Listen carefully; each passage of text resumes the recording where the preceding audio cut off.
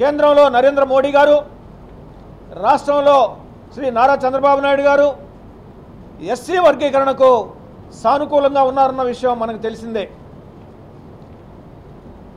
నరేంద్ర మోడీ గారు, మందకృష్ణ గారు ఏర్పాటు చేసినటువంటి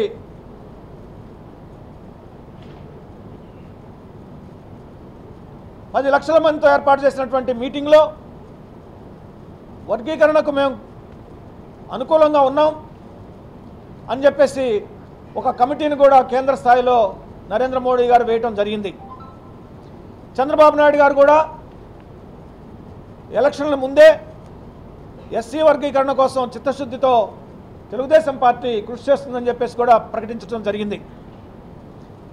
ఈ ఎస్సీ రిజర్వేషన్ వర్గీకరణ ఏదైతే ఉందో ఈ వర్గీకరణ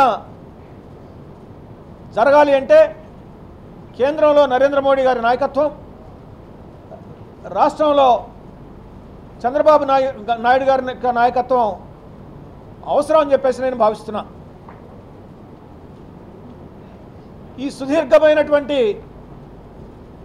అపరిష్కృతంగా ఉన్నటువంటి ఈ సమస్య తప్పకుండా పరిష్కారం జరుగుతుంది వీరి నాయకత్వంలో అని చెప్పేసి నేను విశ్వసిస్తున్నాను, ఆశాభావం వ్యక్తం చేస్తున్నా.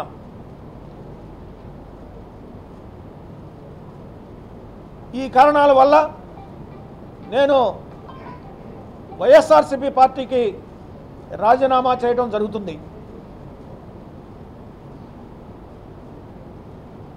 ఒక పక్క సమాజ సేవ కొనసాగిస్తూ అంబేద్కరిజాన్ని ముందుకు తీసుకువెళ్తూ అంబేద్కర్ గారి యొక్క ఆశలు, ఆశయాలు, ఆదర్శాలని ప్రజల్లోకి తీసుకువెళ్తూ అమలు చేయడానికి కృషి చేస్తూ, మరొక పక్క వర్గీకరణ ఉద్యమంలో కూడా భాగస్వామినై ఎస్సీ వర్గీకరణ కూడా నా వంతు పాత్ర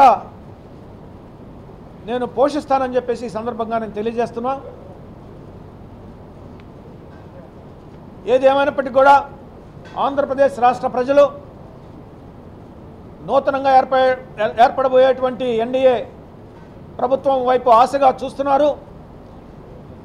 ఈ రాష్ట్రాన్ని గాడి తప్పినటువంటి ఈ రాష్ట్రాన్ని గాడిలో పెట్టి రాజధాని లేని రాష్ట్రానికి రాజధానిని నిర్మాణం చేసి ఈరోజు ఉన్నటువంటి సంక్షేమ పథకాలను మరింత విస్తృతంగా చేసి అమలు చేసి పేద బడుగు బలహీన వర్గాలను ఆదుకుంటారని చెప్పేసి నేను ఆశిస్తున్నా.